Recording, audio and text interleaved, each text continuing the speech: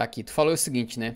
Eu falo com tranquilidade. A maioria de nós está vendo o maior jogo de futebol de nossas vidas. Seria essa a Copa mais alguma coisa da história? A maior Copa da história? A Copa mais emocionante, a final de Copa mais emocionante da história? A maior final? Como é que tu classifica esse evento, cara, que a gente viu hoje, que certamente vai ficar marcado, a galera vai lembrar por muito tempo, né? É porque assim, cara, primeiro que a gente tem que colocar na balança que uma final de Copa é um jogo que acontece uma vez a cada 4 anos. Essa que foi 4 anos e meio, mas o comum é a cada 4 anos. Então, isso em si já aumenta muito o peso do jogo, porque um jogador, não importa o quão bom ele seja, geralmente ele tem 5 chances na vida dele. No máximo, né? E assim, a gente tá falando de um grupo muito seleto de jogadores que jogaram 5 Copas, geralmente é só 4. Mesmo que seja um cara muito bom. Por exemplo, o Neymar jogou 3 Copas e já tá falando em parar. E olha que é o Neymar, um jogador geracional. Então, são pouquíssimas as chances. Você chegar lá, cara, já é uma coisa absurda. E aí, quando a gente para pra olhar, cara, eu acho que da era moderna do futebol já é meio que indiscutível, tá? Na era moderna, cara, eu não consigo pescar aqui na minha cabeça uma final de Copa igual a essa, tão boa quanto essa. Porque essa final, cara, ela reuniu tudo. A gente chegou a discutir aqui, acho que foi 2 CopaCasts atrás, se essa era a final, a maior final de Copa do século. E eu não cravei que era a maior final, mas eu disse, tem todos os elementos para ser.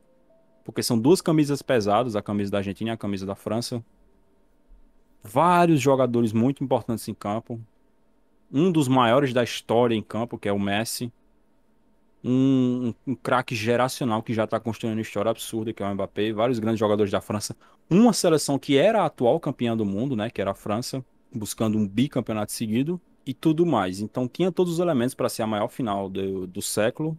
Cumpriu todos esses elementos. Eu cheguei até a fazer uma conjectura aqui que eu falei, pô, imagina se o Messi e o Mbappé fazem gol na final. O tamanho que essa final vai ter. Não só eles fizeram, como um fez 2 e o outro fez 3, pô. Já mata a pau esse fator aí. E aí, assim, quando a gente pega mais pra trás, cara, antigamente tinha umas final de Copa muito maluca, tá? Eu acho que de todas as mais recentes, assim, a final de Copa que eu consigo lembrar aqui de cabeça que foi parecida com essa foi a de 1986. Porque em 1986, Argentina e Alemanha, a Argentina abre 2-0 e a Alemanha ela empata, cara, assim, ó. Papo de 5 minutos de jogo na reta final, já perto do fim do jogo. O pessoal na A transmissão gente... aqui tava lembrando muito desse jogo hoje. Exatamente. Aí a Alemanha faz 2 gols muito rápido e empata o jogo. Só que aí, papo de, sei lá, 6, 7 minutos depois, sai o terceiro gol da Argentina, que é o gol do Burruchaga. E a Argentina conquista o título. Então essa foi uma final muito louca, mais ou menos no pique dessa. Ia acontecendo algo parecido, né? Porque a Argentina abriu 2-0, a França empatou, e aí o Messi faz o terceiro gol na prorrogação. Então, se acaba daquele jeito, com um 3-2, com o gol do Messi, seria muito parecido com essa final de 86, que é a Copa do Maradona, né? A Copa de 86. Uhum. Mas assim, se a gente vai voltando lá para trás, tem, por exemplo, é impossível não citar o milagre de Berna, né? Que eu até faço um tweet no intervalo, quando o primeiro tempo de jogo de hoje acaba, eu falo, a França vai tentar repetir o milagre de Berna. Porque, para quem não sabe, o milagre de Berna é a final de 1954, em que a Hungria chega na final com uma geração absurda, com Kocsis, com Puskás, com Bosic, são vários jogadores lendários da Hungria. E todo mundo dava a Hungria como campeã já, cara. Não precisava nem ter jogo. Porque Até eles tinham porque, metido 8-3 na fase de grupos em cima da própria Alemanha. exatamente, era isso que eu ia citar. Eles tinham metido 8-3 na própria Alemanha. Tinham eliminado o Brasil nessa Copa também com goleada. Eles tinham goleado todo mundo nessa Copa.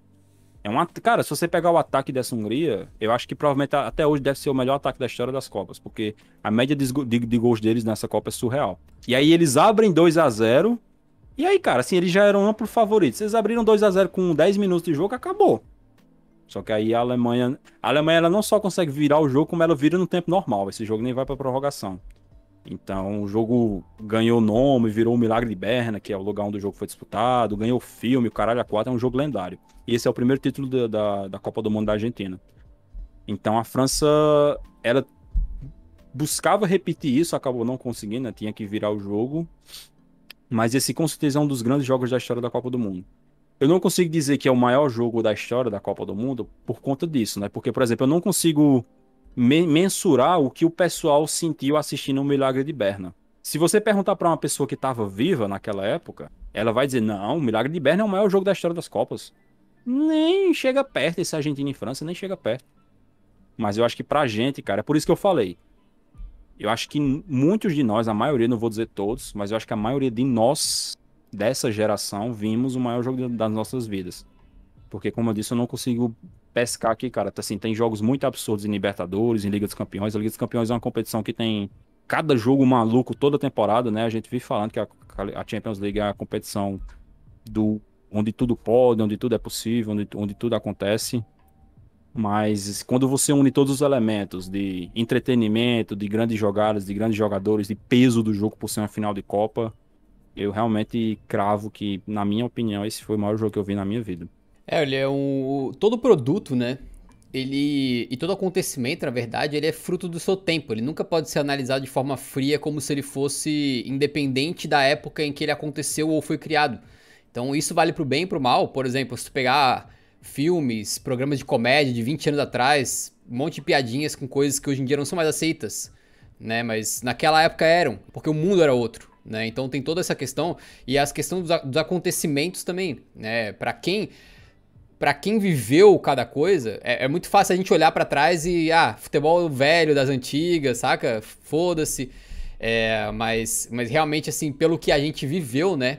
Eu acredito que também é a maior final que eu já vi. Não, eu não cravo, assim, que é o melhor jogo que eu já assisti, mas deve ser a maior final, o jogo com mais peso, assim, mais incrível, né? Realmente cada um de nós vai ficar marcado por coisas diferentes, porque a gente acompanha de formas diferentes. Então, por exemplo, tem gente que gosta muito de futebol uma época da sua vida e depois a pessoa perde um pouco dessa paixão, ou o contrário, né? A pessoa descobre a paixão pelo futebol depois. Também tem a questão da sua torcida. Então, talvez os franceses achem que pra eles a maior final é França 3, Brasil 0 em 98, né? Assim, então tem muita questão da perspectiva, né? Mas certamente é um jogo, assim, absolutamente lendário. Acho que vai ser lembrado no futuro muito mais do que foi Alemanha 1, Argentina 0 em 2014, do que foi Espanha 1, Holanda 0 em 2010, até do que foi França 4-2 na Croácia, que em termos de placar é tipo uau, Nossa! mas não tem comparação em nível do que tava em jogo, do nível das seleções, né? De como foi a partida. A única coisa que se equivale é o número de gols marcados, mas fora isso não tem muita comparação, né?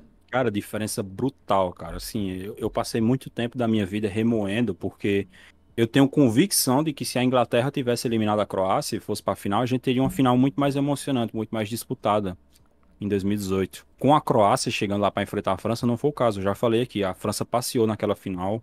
O gol contra do Mandzukic sair no primeiro terço do jogo e ali já dava para ver que a final tinha acabado. A Croácia não ia ter força para segurar o ímpeto da França. Essa de hoje, cara, parecia que seria igual, né? É curioso, porque a gente tá falando de um jogo histórico, de um jogo absurdo, que também teve um time dominando o outro por muito tempo. A sensação que a gente ficou depois do primeiro tempo era, porra, cara, a Argentina patrolou a França, cara. Botou a final no bolso, vai ganhar a final de Copa mais fácil da história.